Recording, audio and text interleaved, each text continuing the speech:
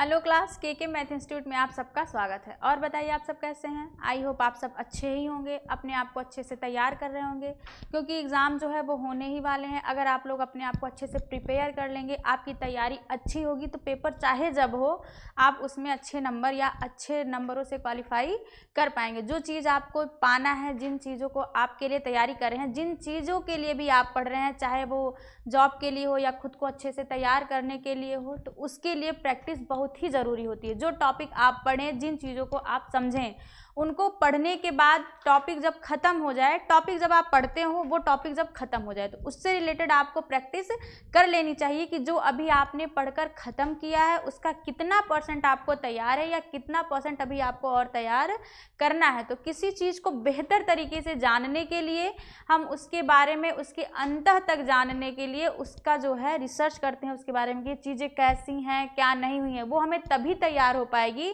जब हम प्रैक्टिस करेंगे। अगर हम प्रैक्टिस करेंगे तो हम जान पाएंगे कि जो हमने पढ़ा है, जो चीज़ें हमने समझी है, वो हमें किस हद तक या कितने % तक तैयार हुई है। तो आपके जो एग्ज़ाम है वो होने वाले हैं, तो आप लोग सीरियस होकर पढ़ाई कीजिए, अच्छे से पढ़ाई कीजिए, प्रैक्टिस करते रहिए, टॉपिक को भी रिवाइज करते रहिए, ताकि प्रैक्टिस के जरिए आप टॉपिक ना भूल जाएं। अगर टॉपिक अच्छे से तैयार होगा तभी आप प्रैक्टिस अच्छे से कर पाएंगे। अगर आप प्रैक्टिस करते होंगे तो आपको पता चल जाता होगा कि आपने कितना पढ़ा है, आपने खुद को कितना तैयार किया है, अभी आपको कितना और तैयार करना ज़रूरी है। तो चलिए हम चलते हैं अपने क्वेश्चन की ओर। जो हमारा पहला क्वेश्चन है वो है वर्ड से। वर्ड जो है स्वर, व्यंजन, ध्वनि, शब्द, भाषा। हिंदी जो है हमारी, उसमें जितने भी टॉपिक हैं, कुछ टॉपिक व्याकरण से रिलेटेड हैं, कुछ टॉपिक हिंदी से हैं।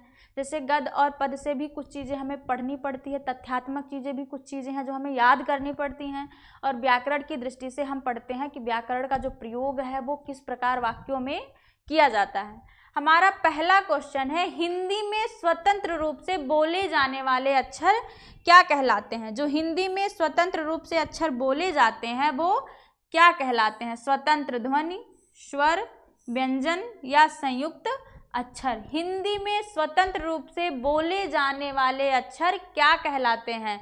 स्वतंत्र ध्वनि कहलाते हैं, स्वर कहलाते हैं, व्यंजन कहलाते हैं या संयुक्त अक्षर कहलाते हैं। हिंदी में स्वतंत्र रूप से बोले जाने वाले अक्षर स्वर कहलाते हैं।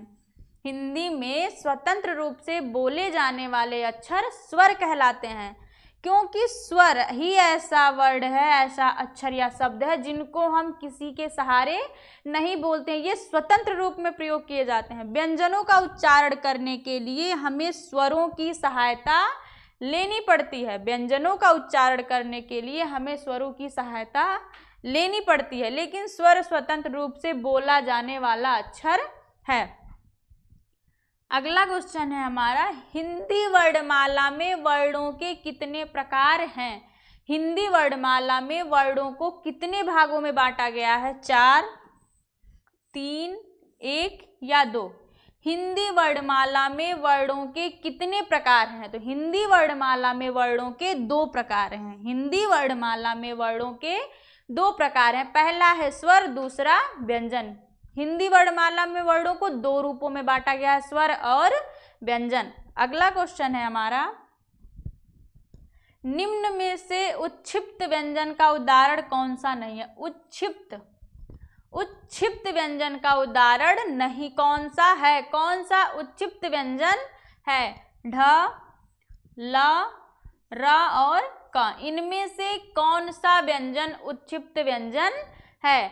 तो ढ हमारा क्या है, उच्छिप्त व्यंजन है। उच्छिप्त वर्ण आपने पढ़े होंगे, उच्छिप्त वर्ण, वर्णमाला पढ़ते हुए आपने पढ़ा होगा उच्छिप्त वर्ण। तो उच्छिप्त वर्णों की संख्या कितनी है, 2 है। एक ढ है और एक जो ड के नीचे हम बिंदी लगाते हैं, ये दोनों हमारे कौन से वर्ण हैं, उच्छिप्त वर्ण हैं। तो उच्छिप्त व्यंजन कौन सा है इसमें से, ढ हमारा क्या है, उच्छिप्त व्यंजन है। अगला क्वेश्चन है हमारा, आ स्वर ध्वनि। जो आ स्वर ध्वनि है वो आ और औ के बीच की ध्वनि है। आ और ओ के बीच की ध्वनि है। क्या जो हमारा आ स्वर है, जो ऊपर चंद्रबिंदी लगती है, बिंदी, स्वर जब हम उच्चारण करते हैं तो नासिका के सहारे जब उच्चारण हो तो क्या वो ओ और आ के बीच की ध्वनि कहलाती है।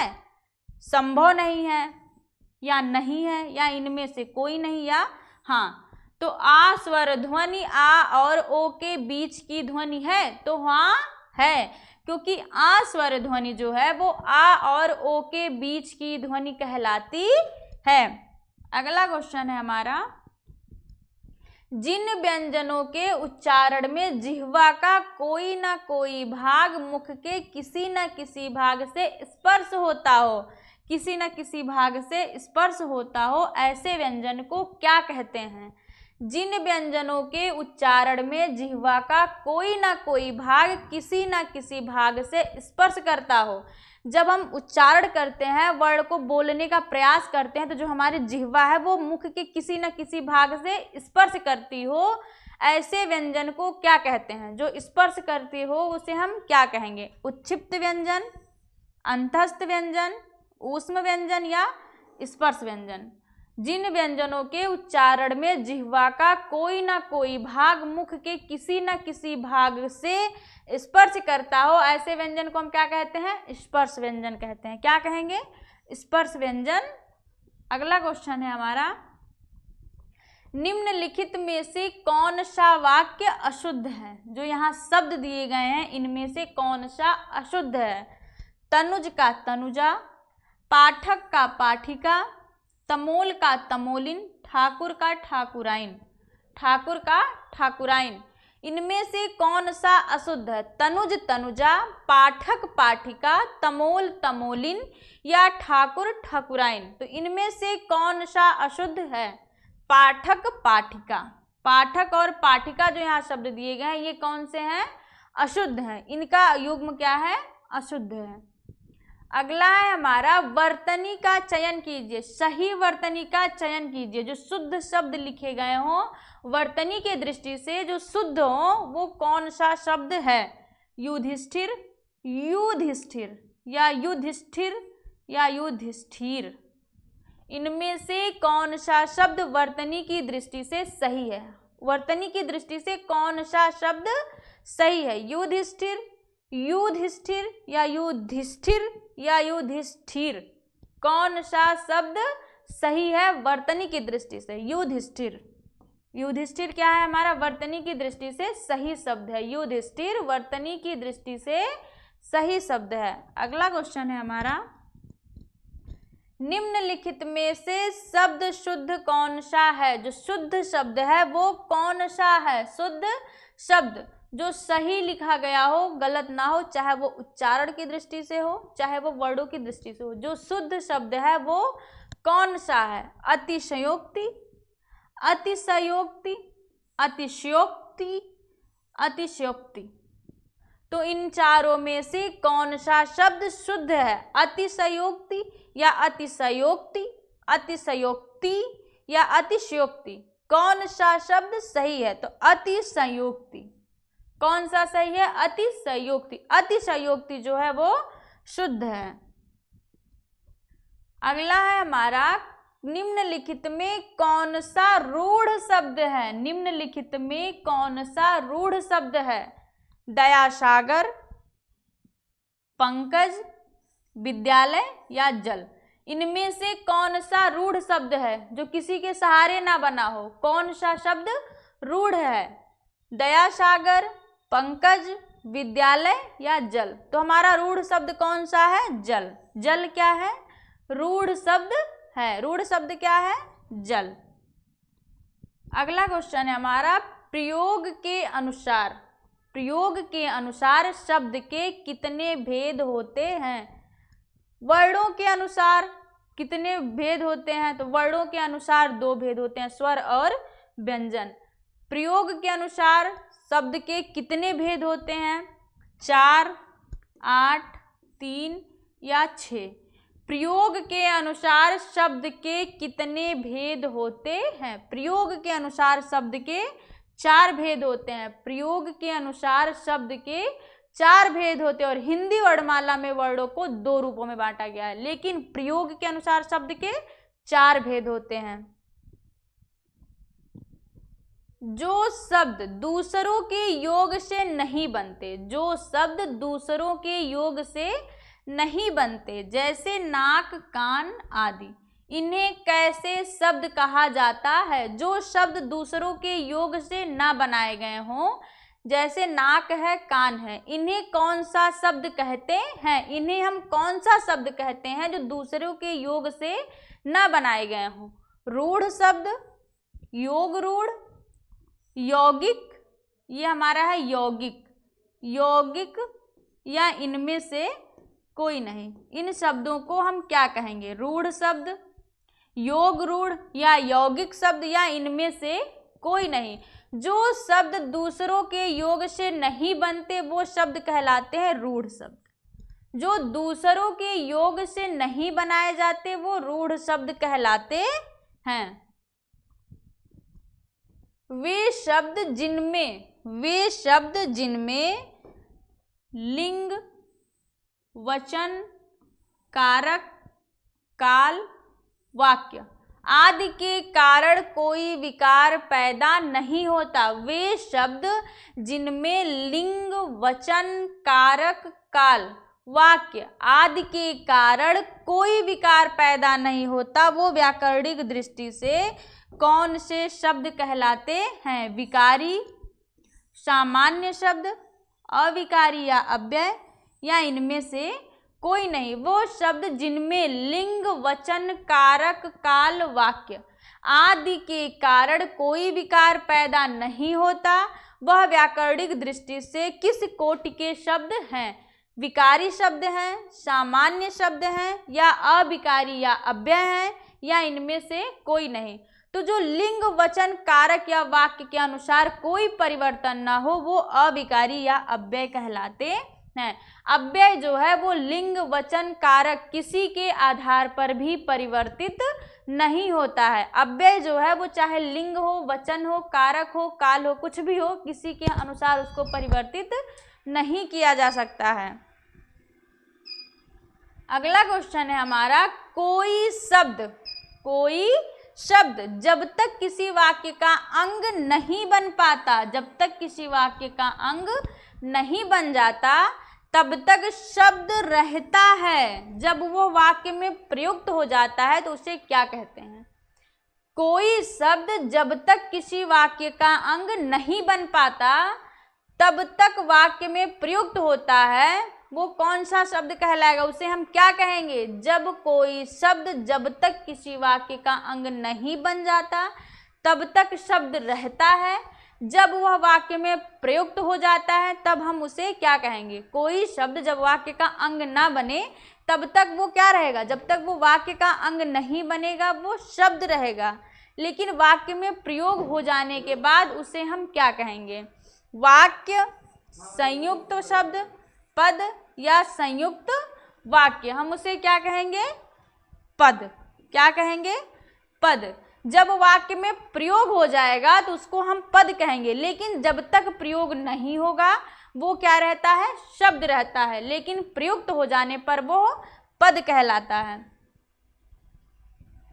किसी वाक्य या वस्तु के नाम की जगह, किसी वाक्य या वस्तु के नाम की जगह दूसरे शब्दों का प्रयोग करते हो तो ऐसे शब्द को क्या कहा जाता है?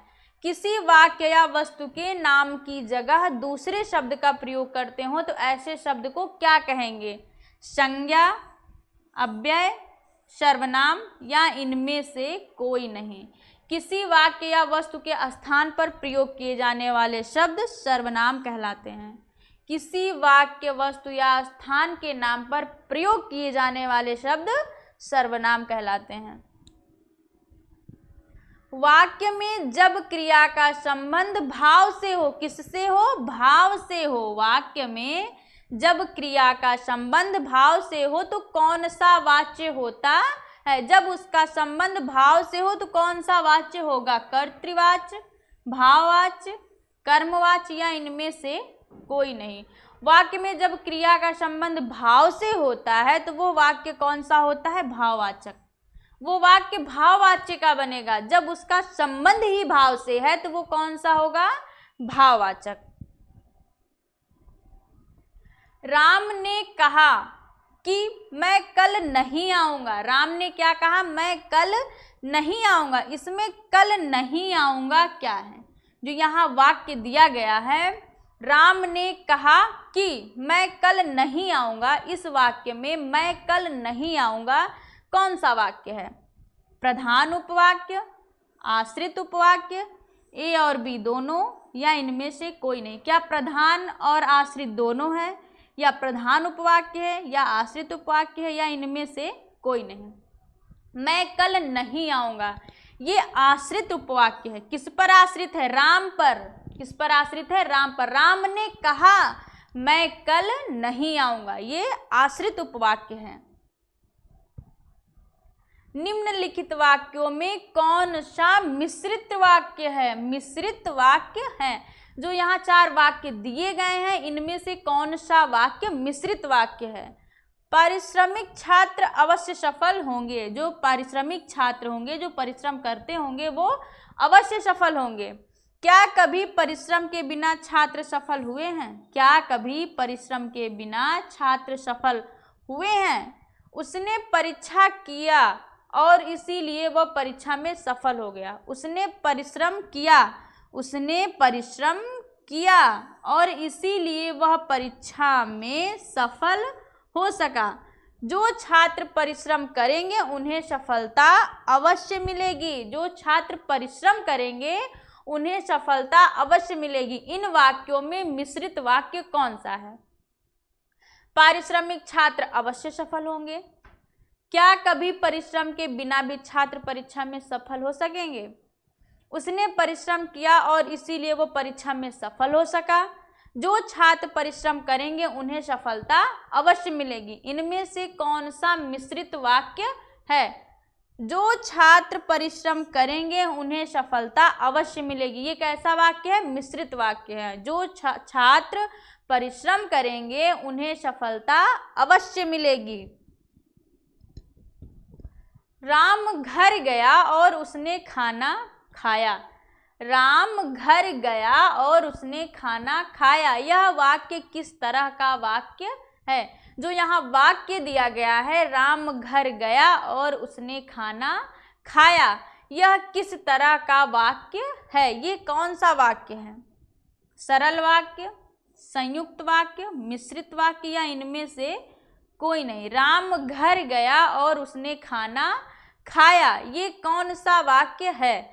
सरल वाक्य, संयुक्त वाक्य, मिश्रित वाक्य, या इनमें से कोई नहीं? ये कौन सा वाक्य है? राम घर गया और उसने खाना खाया, ये कौन सा वाक्य है? संयुक्त वाक्य है। कौन सा वाक्य है? संयुक्त वाक्य, कि राम घर गया और उसने खाना खाया। वाक्य का प्रकार बताइए। जो यहाँ वाक्य दिया गया है वो उसका कौन सा प्रकार है? हर क्षेत्र में अलग भाषा बोली जाती है। जो ये वाक्य दिया गया है, हर क्षेत्र में अलग भाषा बोली जाती है, वो कौन सा वाक्य है? किस प्रकार का वाक्य है? क्या वो कर्मवाच्य है, कर्तृवाच्य है, भाववाच्य है, या इनमें से कोई नहीं है? क्या ये जो वाक्य दिया गया है ये कर्मवाच्य में प्रयोग हुआ है, कर्तृवाच्य में है, या भाववाच्य में है? हर क्षेत्र में अलग भाषा बोली जाती है। भाषा बोली जाती है, ये कौन सा है? कर्मवाच्य है। क्या है? कर्मवाच्य है। हर क्षेत्र में अलग भाषा बोली जाती है, ये कर्मवाच्य का वाक्य है। वाक्य के प्रकार बताएं। प्रतीक धर्म सिखाता है कि आपस में भाईचारे से रहो। प्रतीक धर्म सिखाता है कि आपस में भाईचारे से रहो। ये कैसा वाक्य है? संयुक्त वाक्य है, सरल वाक्य है, मिश्रित वाक्य है, या इनमें से कोई नहीं? ये वाक्य कौन सा वाक्य है? प्रतीक धर्म सिखाता है कि आपस में भाईचारे से रहो। ये कौन सा वाक्य है? संयुक्त वाक्य है, सरल वाक्य है, मिश्रित वाक्य है, या इनमें से कोई नहीं है? ये मिश्रित वाक्य है। क्या है? मिश्रित वाक्य है। प्रतीक धर्म सिखाता है कि आपस में भाईचारे से रहो। ये कौन सा वाक्य है? मिश्रित वाक्य है। जो भी क्वेश्चन मैंने आप लोगों से करवाए, जितनी भी प्रैक्टिस आज तक आपसे करवाए हैं, वो सारे परीक्षाओं में कई बार पूछे जा चुके हैं। तो आप लोग अपने प्रैक्टिस को अच्छे से करते रहिए और क्वेश्चन को अच्छे से ध्यान में रखते रहिए, क्योंकि ये सारे क्वेश्चन एग्जाम में आए हुए क्वेश्चन हो। तो जो लोग चैनल पर नए हो वो चैनल को सब्सक्राइब कर दें और वीडियो को लाइक कर दें। आज के लिए बस इतना ही, हम मिलते हैं नेक्स्ट वीडियो में अगले प्रैक्टिस के साथ। आज के लिए आप सभी को धन्यवाद।